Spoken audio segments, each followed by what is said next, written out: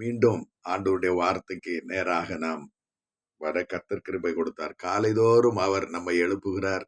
காலைதோறும் அவர் நமக்கு கற்றுத் தருகிறார். இந்த காலங்களிலே ஆண்டவர் நமக்கு அருளுகின்ற இந்த நல்ல சிலாக்கியத்திற்காக நாம் ஆண்டவரை துதிப்போம். பிரியமான தேவனுடைய பிள்ளைகளை, இந்த விசுவாச வீரர் பட்டியல்ல நம்ம ஆபேல்ல இருந்து இது வரைக்கும் நம்ம சிம்சோன் வரைக்கும் நம்ம பார்க்க போகிறோம். சிம்சோன் தான் இன்னைக்கு நம்ம பார்க்க போகிறோம். இந்த விசுவாச வீரர் பட்டியல் நமக்கு ஒரு திருஷ்டாந்தமாய் கொடுக்கப்பட்டு இருக்கிறது. இவர்கள் எல்லாம் ஜெயித்தார்கள். அதாவது பழைய ஏற்பாட்டுல விசுவாசத்தை வைத்து விசுவாசத்தினாலே தங்களுடைய வாழ்வில தேவனுடைய சித்தத்திற்கு கீழ்ப்படிந்து நடந்தவர்கள் எப்படி ஜெயித்தார்கள் என்றுதான் நம்ம பார்க்கிறோம். இந்த வரிசையில எப்தாவும் இந்த சிம்சனும் வருகிறார்கள். இந்த 2 பேருடைய வாழ்க்கையிலும் நமக்கு ஒரு படிப்பனையா கர்த்தர் கொடுத்திருக்கிறார். இதை நம்ம மறந்து போகக்கூடாது. எப்தா ஒரு ஒரு மறுமனையாட்டியனுடைய மகள். அவன் இஸ்ரவேலிலிருந்து இஸ்ரவேலர்கள் அவனை துரத்தி அனுப்பிவிட்டார்கள். இந்த சிம்சன் என்பவர் தேவனாலே பிறக்கும் முன்பே அவனுடைய பெற்றோருக்கு அவனுடைய வாழ்வு, அவனுடைய அழைப்பு அது தூதனாலே சொல்லப்பட்ட வாழ்க்கை. ஆனால் இந்த சிம்சன் தன் வாழ்விலே அழைப்பில் நிற்காமல், அழைப்பில் உறுதியாயிராமல் அவன் மனம் போல போக்கில போனான். ஆனாலும் ஆண்டவர் அந்த இறுதி நேரத்துல அவனுடைய விண்ணப்பத்தை கேட்டு அவனையும் ரட்சித்து இந்த விசுவாசத்திற்கு ஒரு அடையாளமா அவனை வைத்திருக்கிறார். பாருங்க, சாலமோனும் இந்த தாவீது அரசனும் சாலமோனும் அரசாட்சிக்கு மகுடமா இருந்தார்கள். அரசாட்சிக்கு மகுடமா இருந்தார்கள். இந்த தாவீதினுடைய வீழ்ச்சி மிக மோசமான வீழ்ச்சி. ஆனாலும் அவன் அந்த வீழ்ச்சியிலிருந்து எழுந்ததற்கு ஒரே ஒரு காரணம் என்னன்னா, அவர் இரக்கமுள்ள தேவன். அவர் மனம் திரும்பி பாவத்தை அறிக்கையிட்ட உடனே ஆண்டவர் மீண்டும் அவனை தன்புறமாய் சேர்த்து கொண்டார். ஆனால் இந்த சாலமன் ஞானி, எவ்வளவோ சிலாக்கியத்தை பெற்ற ஒரு மனிதன்.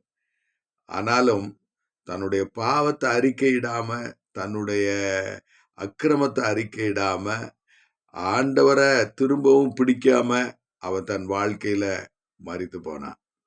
இங்க சிம்சனை குறித்து நம்ம என்ன பார்க்கிறோம்னா, அந்த 23ஆம் வசனம் 32ஆம் வசனம் இப்படி சொல்லுகிறது.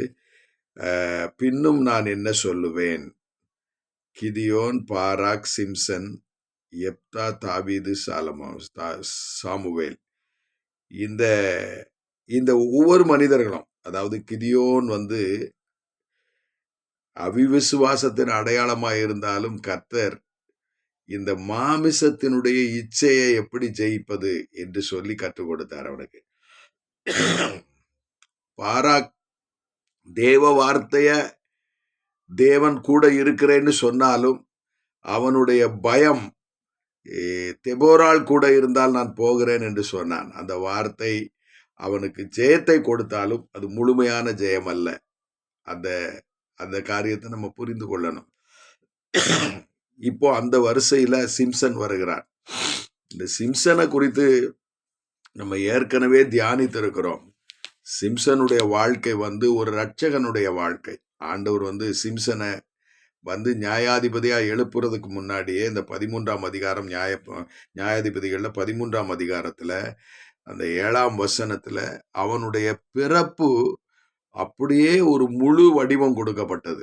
அவனுடைய பிறப்பு முதல் இறப்பு வரை அவனுடைய வாழ்க்கைய அவனுடைய பெற்றோருக்கு ஒரு முழு வடிவமாக, ஒரு வரைபடமாக கர்த்தர் கொடுத்தார். அதை நம்ம அங்க வாசிக்கிறோம்.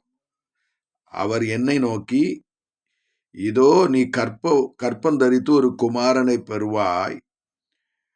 ஆதலால் நீ திராட்சரசமும் மதுபானமும் குடியாமல் தீட்டானது ஒன்றும் புசியாமலும் இரு.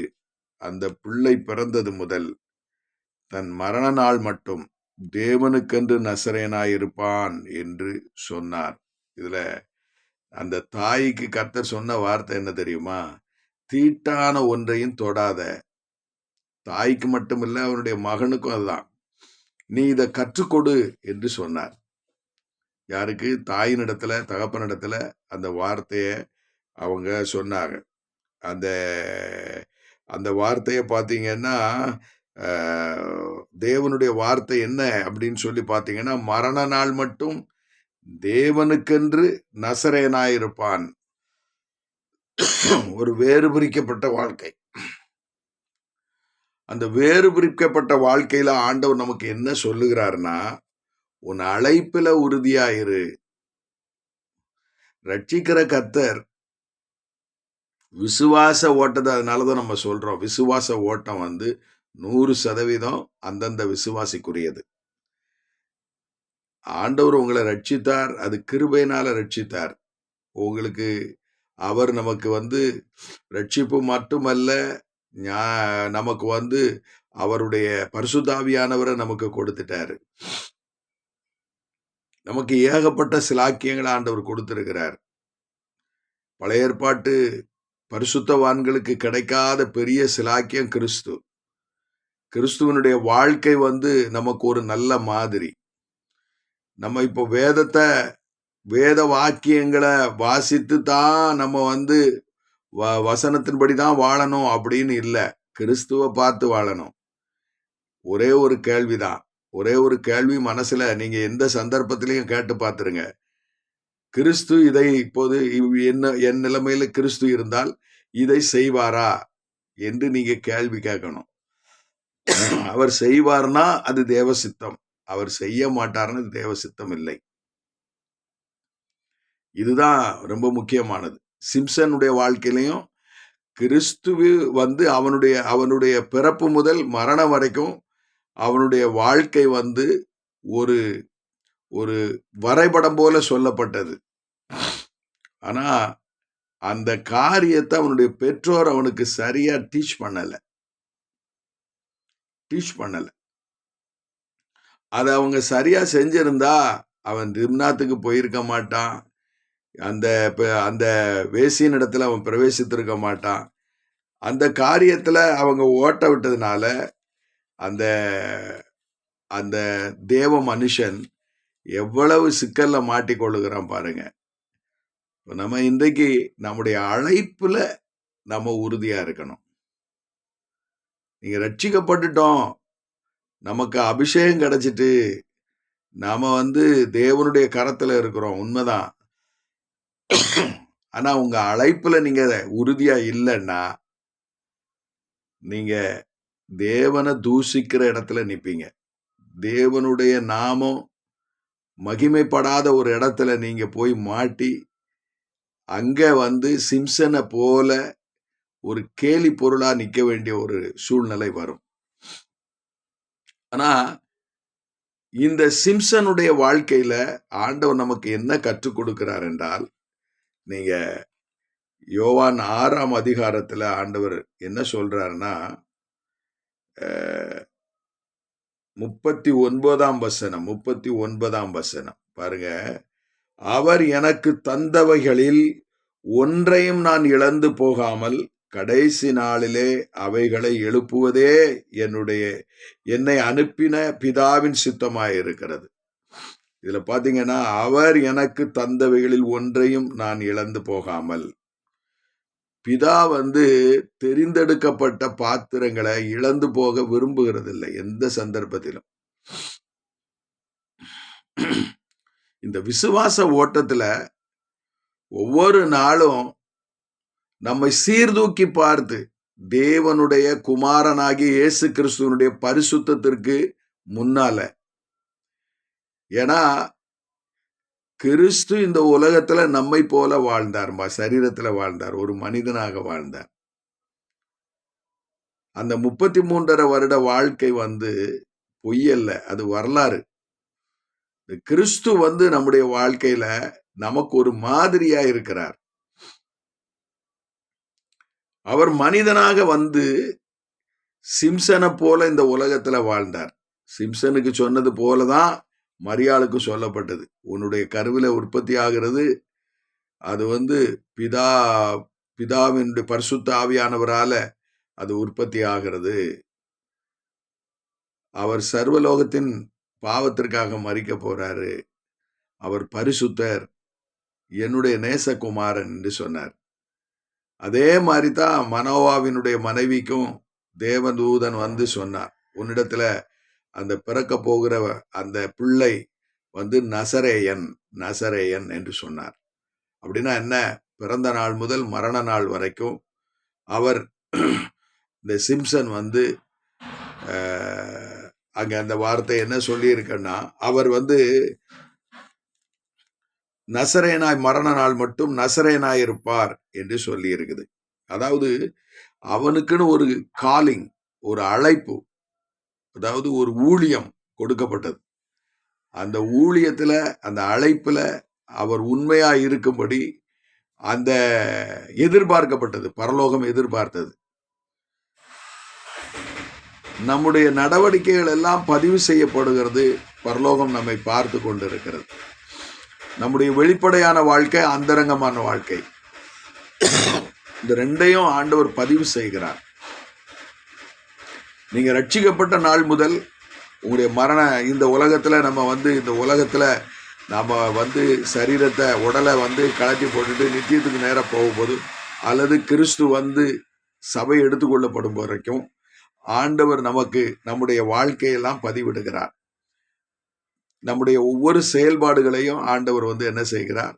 அவர் தம்முடைய ஜீவ புஸ்தகத்திலே பதிவிடுகிறார். சிம்சனுடைய லைஃப் எப்படி மாறிச்சு? அவனுடைய கண்ணை அவன் அடக்கல. அவனுடைய சரீரத்துல வருகிற இச்சைக்கு அவன் நோ சொல்லல. நீங்க பாத்தீங்கன்னா நம்முடைய வாழ்க்கையில கண்ணை அடக்கிறதுக்கு ஆண்டவர் நமக்கு நம்முடைய சரீரத்திலேயே கண்ணிமைகளை கொடுத்திருக்கிறார். கண்ணை மூட தெரியணும். சூழ்நிலைகள்ல கண்ணை மூட தெரியணும். உள்ளத்துல இருந்து, அதாவது உடல்ல இருந்து வருகின்ற, பொங்கி வருகின்ற இச்சை இருக்கு பாருங்க, இச்சை. இந்த இச்சைய நம்ம கட்டுப்படுத்துவதற்கு தான் நம்முடைய கால்கள். ஆண்டவர் சொல்றாரு, அந்த இடத்துல நில்லாத, ஓடிரு அப்படின்னு சொல்றார். விபசாரம், அந்த வேசித்தனம், காம விகாரம், இதெல்லாம் தேவனுக்கு விரோதமான பகை. ஆண்டவர் அந்த இடத்துல நிக்காதன்னு சொல்றாரு, ஓடிரு அப்படிங்கிறார்.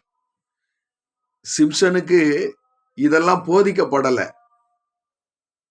இதெல்லாம் சொல்லி கொடுத்துருக்கணும். அதாவது ஆண்டவருடைய வார்த்தை என்ன தெரியுமா? நீ திராட்சை ரசமும் மதுபானமும் குடியாமல் தீட்டான ஒன்றையும் புசியாமலும் இரு அப்படின்னு ஆண்டவர் சொல்லிட்டார். நம்முடைய அழைப்பை நம்ம காத்து கொள்ளணும், பாதுகாத்து கொள்ளணும். அது ரொம்ப முக்கியமானது. நமக்கு நம்முடைய அழைப்பு தெரியும். சிம்சனுக்கு அழைப்பு தெரியும். சிம்சன் ஒரு நியாயாதிபதி. அவன் அவனுடைய அந்த மகா பெரிய பலம் பரிசுத்த ஆவியானவராலே அவனுக்கு அருளப்படுது. எப்போ பரிசுத்த ஆவியானவர் அவன் மேல இறங்குவாரோ அந்த நிமிடத்துல அவன் மகா பலசாலியா மாறி விடுவான். சாதாரணமா அவனை பிடிக்க முடியாது. அவனுக்குள்ளே அந்த பரிசுத்த ஆவியானவருடைய வல்லமை செயல்பட்டது. இன்றைக்கும் நமக்கு பரிசுத்த ஆவியின் வல்லமை கொடுக்கப்பட்டிருக்கிறது. சிம்சனுக்கு அருளப்பட்ட ஆவியை விட பொங்கி பொங்கி வருகிற பரிசுத்த ஆவியானவர், நிறைவான பரிசுத்த ஆவியானவர் நமக்கு கொடுக்கப்பட்டிருக்கிறார். எதற்கு தெரியுமா? தேவனுடைய சித்தம் செய்ய. நீங்க இந்த யோவான் 6ஆம் அதிகாரத்துல இருக்கிற ரொம்ப பிடித்தமான ஒரு வசனம் என்ன தெரியுமா? 38ஆம் வசனம், 6:38. என் சித்தப்படி அல்ல, என் விருப்பப்படி அல்ல, என்னை அனுப்பினவருடைய சித்தத்தின்படி செய்யவே நான் வானத்திலிருந்து இறங்கி வந்தேன். இப்ப நம்முடைய விருப்பத்தை இந்த பூமியில நிறைவேற்றணும்னு தேவனுடைய ஏதுக்களை நம்ம பயன்படுத்தக்கூடாது. இப்ப சிம்சனுக்கு கர்த்தர் கொடுத்த அந்த அந்த மகா பெரிய பலம் தேவனுடைய கிருபை. அது அவனுடைய அடையாளம். அது சிம்சனுடைய அடையாளம் என்ன? பரிசுத்த ஆவியானவரினாலே அவன் இடைகட்டப்பட்டு அவன் மகா பலசாலியா, பெலிஸ்தியரோ மற்ற எந்த விரோதியும் அவனை கட்ட முடியாத அளவுக்கு பலம் அவனுக்குள்ள இறங்கினது. ஆண்டவர் என்ன சொல்றாருன்னா, இந்த சிம்சன் தேவ சித்தத்தை செய்யாம சுய சித்தத்தை, தன்னுடைய சரீர இச்சையை நிறைவேற்றவன் அதிக பிரயாசப்பட்டான். கிறிஸ்தவ வாழ்க்கையில, அதுலயும் விசுவாச வாழ்க்கையில இதுக்கு இடமே கிடையாது. பாவத்தோட விளையாட முடியாது. பிரியமான தேவனுடைய பிள்ளைகளே, இந்த காலை வேளையில உங்க அழைப்புல நீங்க உறுதியா இருக்க கற்றுக்கொள்ளுங்க. உங்க அழைப்பு என்ன? உங்களுடைய அழைப்புல, உங்களுடைய தெரிந்தெடுப்புல நீங்க உறுதியா இருங்க. இங்க இயேசுவானவர் என்ன சொல்றாருன்னா, என் பிதாவின் சித்தம் செய்யவே நான் வானத்திலிருந்து இறங்கி வந்தேன். நம்முடைய வாழ்க்கையில ஒரு ஒரு உன்னதமான ஒரு வாழ்க்கையை பெறணும்னா, பிதாவின் சித்தம் செய்வதா நம்முடைய வேலைங்கிறத உறுதியா எண்ணி ஒவ்வொரு நாளும் அந்த பிதாவின் சித்தம் செய்யும்படி தேவ சமூகத்துல காத்திருப்பது. பிரியமான தேவனுடைய பிள்ளைகளே, நீங்களும் நானும் தேவனால போதிக்கப்பட்டு இருக்கிறோம். 45:6-45 இப்படி சொல்லப்பட்டு இருக்கிறது.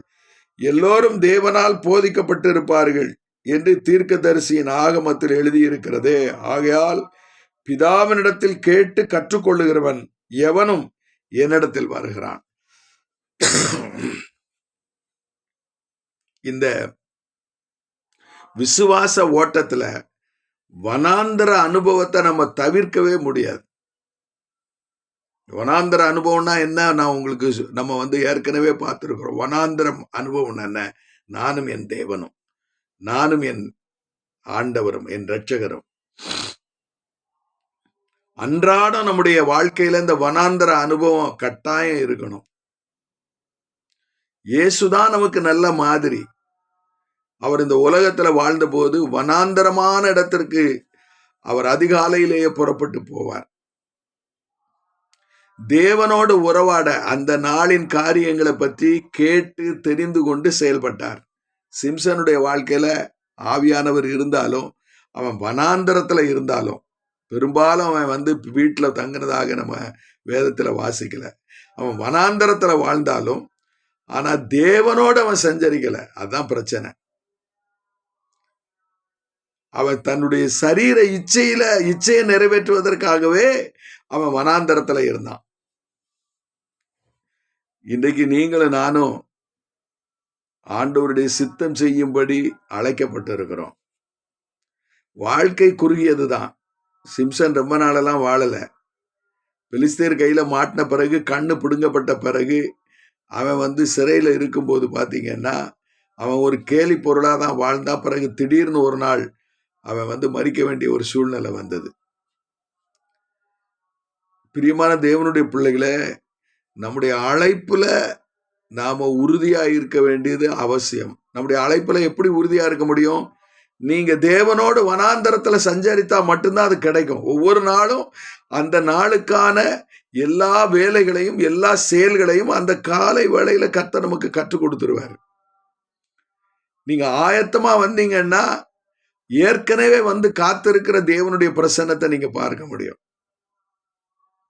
நீங்க அதிகாலையில ஆண்டவருடைய சன்னிதானத்திற்கு ஆயத்தமா வந்தா, ஆண்டவர் உங்களை கரம் பிடித்து பகலில நடத்த அவர் விருப்பம் உள்ளவராய் இருக்கிறார். எந்த ஒரு வாக்குத்தத்தமும் கண்டிஷன் இல்லாம இல்ல. அதாவது நிபந்தனை இல்லாத வாக்குத்தத்தம் வேதத்துல கிடையாது. நாமும் நம்முடைய பிள்ளைகளும் இந்த நிபந்தனையோடு கூடிய வாக்குத்தத்தத்தை பிள்ளைகளுக்கு நாமும் கற்றுக்கொள்ளணும், பிள்ளைகளுக்கும் கற்றுக் கொடுக்கணும். மனாசேயும் மனாசேயனுடைய மனைவியும் தனக்கு பிறந்த இந்த சிம்சன் தேவனுடைய சித்தத்தின்படி வாழ வேண்டும் என்று அறிவிக்கப்பட்டு பிறந்த அந்த மகனுக்கு தேவனுடைய அந்த சிலாக்கியங்களை கற்றுக் கொடுக்கல. நாமும் கற்றுக்கொள்ளணும், நம்முடைய சரீர பிரகாரமான பிள்ளைகளுக்கும் கற்றுக் கொடுக்கணும், ஆவிக்குரிய பிள்ளைகளுக்கும் கற்றுக் கொடுக்கணும். நம்மேல விழுந்த பெரிய கடமை. இந்த உலகத்தின் தீங்கிலிருந்து நம்ம தப்பித்துக் கொள்ளணும். ஏற்கனவே உலகத்தின் தீங்கிலிருந்து நம்மை மீட்டெடுத்து விட்டார் ஆண்டவர். ரட்சித்து அவருடைய ரத்தத்தால கழுவி சுத்திகரித்து விட்டார். இப்ப எப்ப போனாலும் ஆண்டவர் சன்னிதானத்துல அப்பான்னு போய் விழுகிறோம். அப்படி இருக்கும்போது அன்றாடம் தேவ சித்தம் செய்ய நம்மை ஒப்பு கொடுக்கணும். அன்றாடம் தேவ சித்தம் செய்ய நம்மை ஒப்பு கொடுத்தாதான் தேவன் நம்மோடு கூட என்ன செய்வார், நம்முடைய வாழ்க்கையில நாம செய்ய வேண்டியதை நமக்கு கற்றுக் கொடுப்பார். சிம்சனுடைய வாழ்க்கையில பாத்தீங்கன்னா அவனுடைய வாழ்க்கை ஒரு பரிதாபமான வாழ்க்கை. ஆனா இறுதியில ஒரு ஜெயமான வாழ்க்கை. அதை நம்ம பார்க்கணும். அதை ரொம்ப பார்க்கணும். ஒருவேளை நீங்களும் நானும் ஆண்டவருடைய பரிசுத்த அந்த பரலோகத்துக்குள்ள நம்ம வரும்போது சிம்சனையும் நம்ம பார்ப்போம்.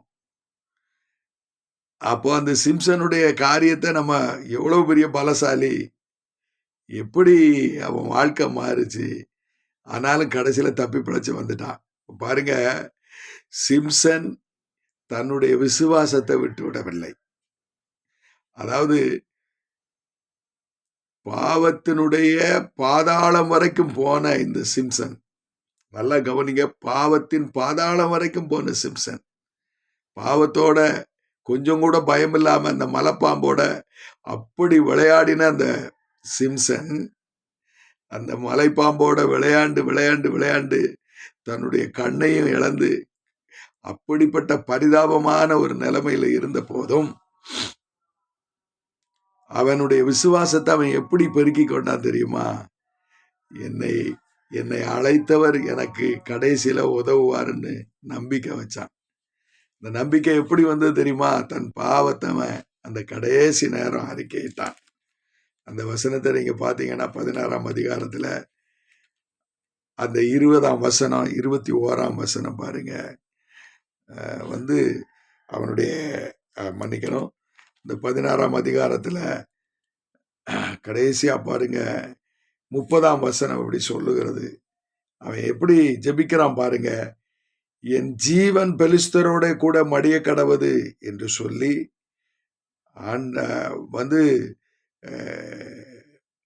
பலமாய் சாய்த்து அந்த வீட்டில் அவன் சொன்னா,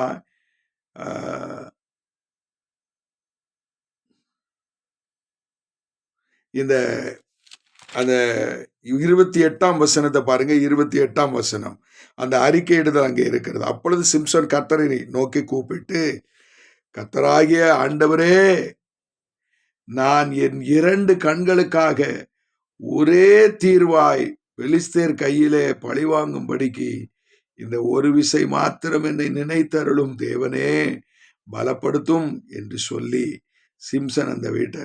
இப்ப பாத்தீங்கன்னா சிம்சனுடைய இறுதி ஜபம் அது ஒரு விசுவாச அறிக்கையின் ஜபம். சிம்சனுடைய நிலைமை நமக்கு வரக்கூடாது. சிம்சனுடைய வழிகளை நம்ம பின்பற்றக்கூடாது. சிம்சனுடைய காலிங் நமக்கு இருக்குது.